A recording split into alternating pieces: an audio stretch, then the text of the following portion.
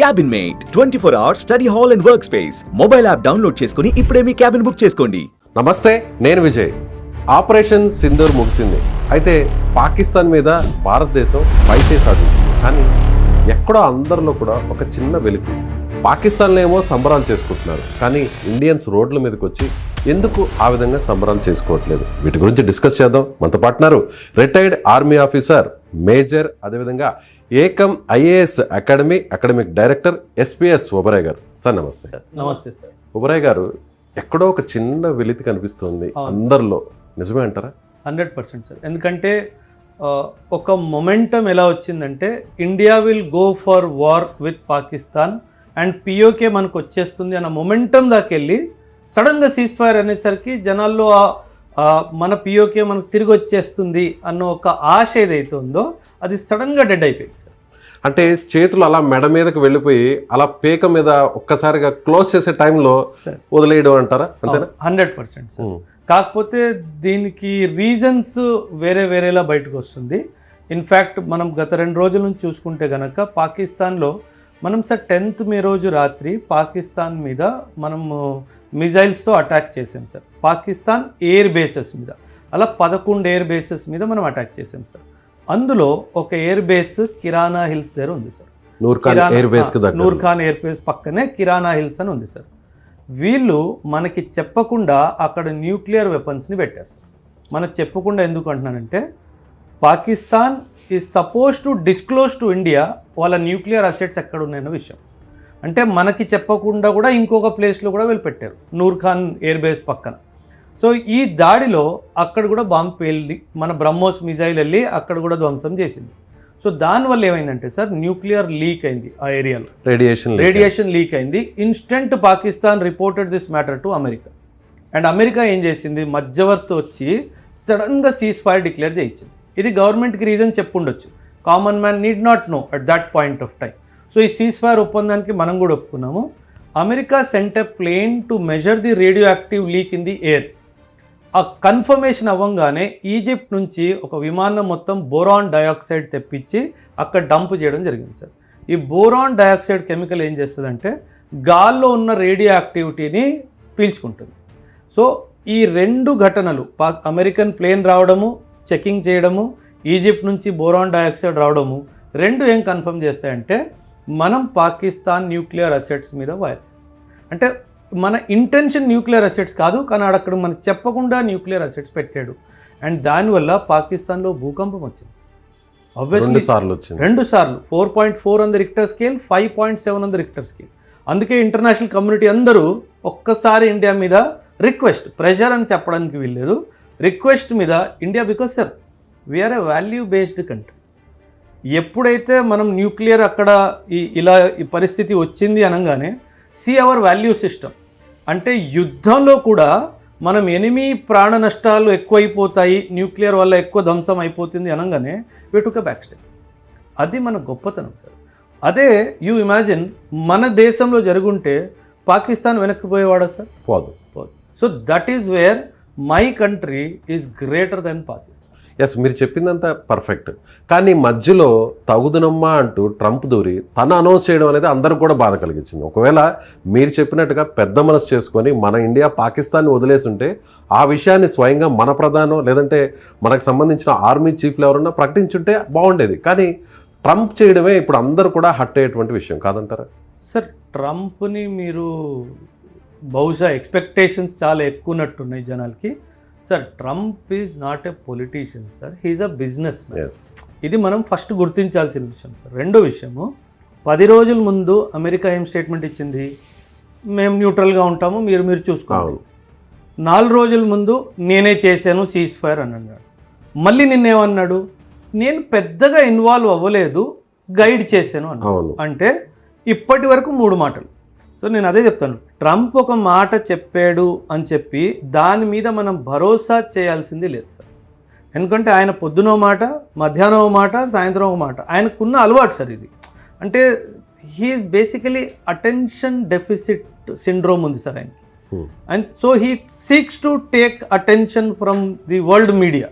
So ఏదో ఒక మాట చెప్పేస్తాను, దానివల్ల మీడియా అంతా నా వైపు వస్తుంది, సో అటెన్షన్ డెఫిసిట్ సిండ్రోమ్ ఏదైతే ఉందో అక్కడ అది పనిచేస్తుంది. అంటే నోబెల్ అవార్డు కోసమే ట్రంప్ ఇంత ప్రాకులాడుతున్నారు అనుకోవచ్చా? ఒబామాకు కూడా మనం నోబెల్ పీస్ ప్రైజ్ ఇచ్చాం.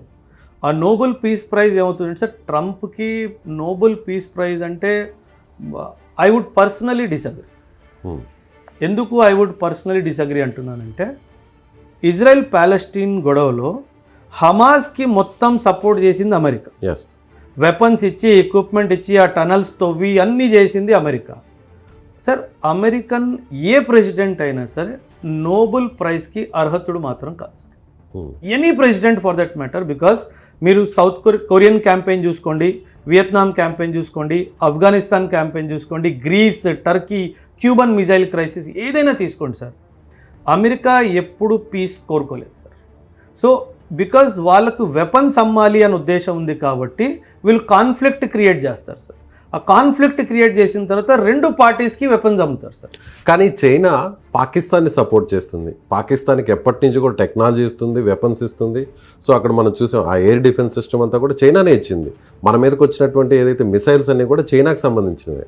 అయితే ఎప్పుడు కూడా చైనాని వ్యతిరేకిస్తుంది అమెరికా. కానీ అమెరికా ఈసారి ఎందుకు పాకిస్తాన్ని సపోర్ట్ చేస్తుంది మనం కాకుండా?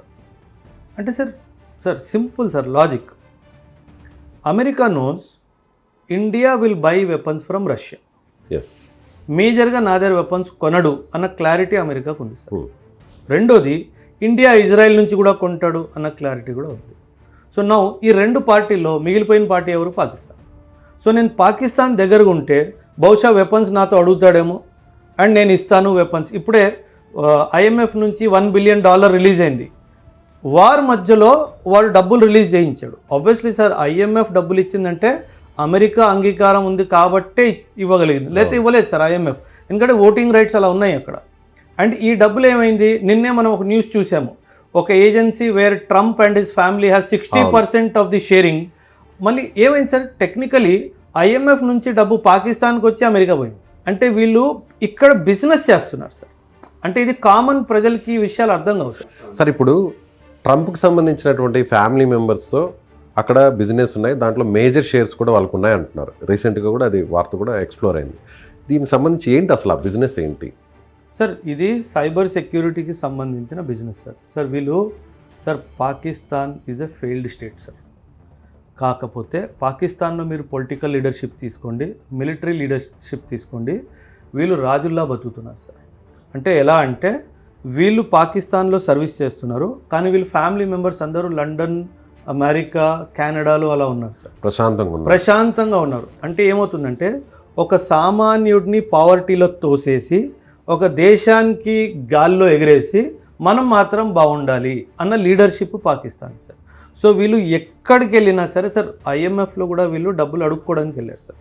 అండ్ ఈ డబ్బులు రాగానే ఖచ్చితంగా అమెరికా ఒక మాట అని ఉంటుంది, నీకు $1 బిలియన్ వస్తున్నాయి, అందులో 20% 25% నాకు రావాలి. ఇప్పుడు డైరెక్ట్గా దానం అయితే చేయలేడు కదా సార్. ఏదో ఒక ఒప్పందం సైబర్ అంటే దానికి క్లియర్గా స్పెసిఫై కూడా చేయలేదు sir. What nature of agreement is that, what is the product they are buying, ఏమీ చెప్పాలా. సైబర్ సెక్యూరిటీ అని చెప్పాడు. అంటే అది ఏంటి, అన్ని $1 మిలియన్ ప్రాజెక్ట్ ఏంటి అన్న ఎక్స్ప్లెనేషన్ ఎవరికి ఇవ్వలేదు సార్. అంటే ఏం జరిగింది, నేను సీజ్ ఫైర్ తెప్పిస్తాను, నువ్వు నాకు ఇన్ని డబ్బులు ఇవ్వాలి. IMF నుంచి వచ్చినటువంటి ఆ ఫండ్ అంతా కూడా వేరే రూట్లో నాకు రావాలి అంతే. దానికి పేపర్ మీద ఇది ఒక పేరు, ఇది ఒక్క just cover up, suitcase company. 100% వీళ్ళు వార్ని కూడా బిజినెస్ చేస్తున్నారు sir. That is where capitalist are sir. America is a capitalist country, Trump is a business man, he's not a politician. కానీ ఇంకా అమెరికాని మనం నమ్మకూడదు కదా. ఎప్పుడు నమ్మలేదు. కానీ ఇటీవల మోదీ గారు అమెరికాకు వెళ్ళడం, సో అమెరికాలో ఉన్న అధ్యక్షుడు ట్రంప్ ఇప్పుడు నాకు ఫ్రెండ్ అని ఆయన చెప్పడం జరిగింది, మనం చెప్పడం జరిగింది. చైనాతో విభేదిస్తుంది కాబట్టి మనం ఆల్రెడీ చైనాకు సంబంధించి కూడా వ్యతిరేకంగా ఉన్నారు, వాళ్ళు వ్యతిరేకంగా ఉన్నారు. అమెరికాతో మనం ఇప్పుడు దోస్తాను అనుకున్న సమయంలో అమెరికా మనల్ని మోసం చేసింది. ఖచ్చితంగా 100% సార్. ఇప్పుడు కాదు, మీరు ఇప్పుడు మాట్లాడుతున్నాయి సార్. అమెరికా మనకి ఇప్పటి వరకు 100 సార్లు మోసం చేసింది సార్. నేను లెక్కెట్టిస్తాను. మన హోమీ బాబా ఎవరు చంపారు? Who is a nuclear physicist. ఆయన్ని చంపింది అమెరికా. గూగుల్లో ఉంది సార్. నన్ను ఎందుకు నమ్ముతారు? గూగుల్ నమ్మండి పోని. గూగుల్లో ఆయన చంపింది ఆయన. ఇండియా 1974లో న్యూక్లియర్ టెస్ట్ చేసే ముందు న్యూక్లియర్ నాన్ ప్రాలిఫరేషన్ ట్రీటీ తీసుకొచ్చింది America, so that India should not become a nuclear weapon. అప్పుడు ఆంక్షలు కూడా పెద్ద ఎత్తున తీసుకు 100%. 1971లో బంగ్లాదేశ్ లిబరేషన్ వార్ జరుగుతున్నప్పుడు మనల్ని బెదిరించింది America, fleet I'm sending my fleet to the Pacific Ocean and the Indian Ocean అని చెప్పి. అదే కాదు సార్, వెదర్ 99 కార్గిల్ వార్లో సార్ మన జీపీఎస్ సిగ్నల్స్ని పాడు చేసింది అమెరికా, సో దట్ మన బాంబ్స్ వెళ్ళి పాకిస్తాన్లో కరెక్ట్గా పడకుండా. సో మనకి అమెరికాతో bad experience, this is not the first time. Our policy makers are very clear that America is not a supportive of Indian cause. అమెరికాకి డబ్బులే కావాలి. అందుకే మనం ఏమంటాము, Russia is my all weather friend. అందుకే ఎప్పుడైనా సరే మన ఫారిన్ పాలసీ సార్ అమెరికాకి దగ్గరికి వెళ్ళే ముందు 1,00,000 సార్లు ఆలోచిస్తాం సార్. ఎందుకంటే వాడికి వాల్యూ సిస్టమ్ లేదు, వాడికి డబ్బు ఒకటే కనిపిస్తుంది. మీరు ఒక మాట అన్నారు sir, why America is close to Pakistan. ఈరోజు మోదీ గారు ఈరోజు ఉన్న పలంగా నేను అమెరికా నుంచి 2,000 కోట్లు ఆర్ 2,00,000 కోట్లు యుద్ధాయుధాలు కొంటాను అని ఒక డిక్లరేషన్ ఇవ్వమని చెప్పండి, ఉన్న పలంగా అమెరికా పాకిస్తాన్ చేయలేదు. ఎందుకంటే వాడికి కావాల్సింది బిజినెస్. ఇది మనం అర్థం చేసుకోవాలి సార్. సో కాకపోతే we are not into business, we are a welfare country. మన కాన్స్టిట్యూషన్లో క్యాపిటలిజం అనే పదం లేదండి. మన కాన్స్టిట్యూషన్లో వెల్ఫేర్ అనే పదం ఉంది, మన కాన్స్టిట్యూషన్లో డెమోక్రసీ అనే పదం ఉంది, మన కాన్స్టిట్యూషన్లో ఐడియల్స్ అండ్ ఆస్పిరేషన్స్ అనే పదం ఉంది. అంటే ఏంటి, మనం వాల్యూస్ ఉన్న country sir. So America is not a value country sir. ఇంకో విషయం సార్, మనం అందరూ అమెరికా సూపర్ పవర్ అంటాము. 1945 తర్వాత అమెరికా గెలిచిన యుద్ధమే లేదు. అవును. అంటే వీళ్ళు they have proved themselves despite అంత పవర్ ఉన్నా సరే, military power, political power, economic power ఉన్నా సరే వీళ్ళు ఒక్క వార్ గెలవలేదు సార్ ఇప్పటికి వచ్చి. సో ఇదంతా గాల్లో మాటలు. I'm super power. Afghanistan campaign ఓడిపోయావు. వియత్నాం సార్ బచ్చా దేశ్, అది బచ్చా దేశ్ నిన్ను యాజ్ అ సూపర్ పవర్ ఓడిచ్చింది అండ్ నువ్వేం చేయలేకపోయావు. కొరియన్ క్యాంపెయిన్ మీరు చూసుకోండి, వీడు చేసిన ఎదవ పని వల్ల దేశాలు విడిపోయినాయి. ఆఫ్ఘనిస్తాన్ 20 సంవత్సరాలు ఉన్నాడు సార్. 2001 అమెరికా ఆఫ్ఘనిస్తాన్లో ఎంటర్ అయినప్పుడు తాలిబాన్ ఉంది. 20 సంవత్సరాల తర్వాత మళ్ళీ తాలిబాన్ వచ్చింది.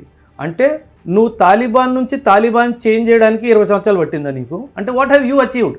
ఇంకో ఏదో పని చేశారు సార్ వీళ్ళు. ఏం చేస్తారు వీళ్ళు? చాలా దుర్మార్గులు సార్. అమెరికా వీళ్ళు ఏం చేశారు, 2021లో వెళ్ళిపోయే ముందు ఆఫ్ఘనిస్తాన్లో వీళ్ళు వాడిన యుద్ధాయుధాలన్నీ అక్కడ వదిలేసి వెళ్ళారు సార్, కావాలని వదిలేసి వెళ్ళారు. So that Taliban will use that weapon and try to control Pakistan దగ్గర కూడా ఉన్నాయి 100%. ఇద్దరికి ఇచ్చాడు. ఇప్పుడు మీ దగ్గర ఒక గన్ వదిలేసి వెళ్తాను సార్, 10 బుల్లెట్లు వదిలేసి వెళ్ళాను. ఆ తర్వాత మీకు కావాలంటే నువ్వు నాకే కాల్ చేయాలి. చాలా సార్ మనము ఈ బిజినెస్ మైండ్ని అర్థం చేసుకోవాలి. ఇప్పుడు పెహల్గామ్ అటాక్లో కూడా అక్కడ వాడిన టెర్రరిస్టులు కూడా ఈ గన్సే. 100% సార్. మీరు వాడిన గన్స్ గురించి మాట్లాడుతున్నారు, ఆ టెర్రరిస్ట్ కూడా అమెరికా వాడే అంటున్నాను నేను. బికాస్ తాలిబాన్ని క్రియేట్ చేసింది అమెరికా 1979లో. అమెరికా, సౌదీ అరేబియా, పాకిస్తాన్ కలిసి కన్న ముద్దు బిడ్డ తాలిబాన్ సార్. అండ్ అక్కడే కదా వచ్చింది ఒసామా బిన్ లాదెన్కి అమెరికాకి ఎందుకు మతభేదాలు వచ్చాయి సార్. 1989లో ఆఫ్ఘనిస్తాన్ క్యాంపెయిన్ అయిపోయినప్పుడు, రష్యా ఓడిపోయినప్పుడు అమెరికా వాడు ఏం ప్రామిస్ చేశాడు ఒసామా బిన్ లాదెన్కి, I will allow you to form government in Afghanistan అని చెప్పాడు. ఆ 89 నుంచి 96 వచ్చేసింది సార్, 8 సంవత్సరాలు అమెరికా వాడు ఫామ్ చేయనివ్వలేదు సార్. అప్పుడు ఒసామా బిన్ లాదెన్ అన్నాడు, now my target is not to form government in Afghanistan, I want to take revenge from America. And Osama bin లాదెన్కి జన్మనిచ్చిందే అమెరికా సార్. వీళ్ళు క్రియేట్ చేసిన టెర్రరిస్ట్ గ్రూపే కదా. ఏం మాట్లాడుతున్నాడు వీడు? పీస్ గురించి మాట్లాడతాడు, తోటకూర గురించి మాట్లాడతాడు. అసలు ఏం లేదు సార్, ఒక వాల్యూ సిస్టమ్ లేదు. అంటే వీళ్ళు ప్రాబ్లం క్రియేట్ చేయాలా, ఆయుధాలు అమ్ముకోవాలా, డబ్బులు. ఇది వ్యాపారం సార్. ప్లీజ్ కామన్ మ్యాన్ ఏమవుతుందంటే ఇమోషన్లో వెళ్ళిపోయి ఆ ఇమోషన్ని పట్టుకుంటాడు, ఇంటెన్షన్ని వదిలేస్తాడు. ఇది ఇంటెన్షన్ వ్యాపారము. ఎప్పుడో ఒకప్పుడు మళ్ళీ ఇప్పుడు హమాస్, నిన్న న్యూస్ విన్నారు కదా, హమాస్ స్ట్రైక్స్ గాజా అని చెప్పేసి ఇది మళ్ళీ ఒక కొత్త థియేటర్ ఓపెన్ చేస్తున్నాడు. ఎందుకంటే ఈ థియేటర్ ఏమైపోయింది, న్యూక్లియర్ అది అయిపోవడం వల్ల ఇది సైలెంట్ అయిపోయింది కదా, మళ్ళీ అక్కడ ఆయుధాలు పోవాలి కదా, మళ్ళీ అక్కడ ఓపెన్ చేస్తాడు. సడన్గా చైనా టైవాన్ మధ్యలో ఓపెన్ చేస్తాడు. ఏదో ఒకటి వీళ్ళు at any given point of time sir వరల్డ్లో ఒక కాన్ఫ్లిక్ట్ జరుగుతూనే ఉంటుంది. ఎందుకంటే weapons exporting countries wants to make money and America is the largest exporter of weapons in the world.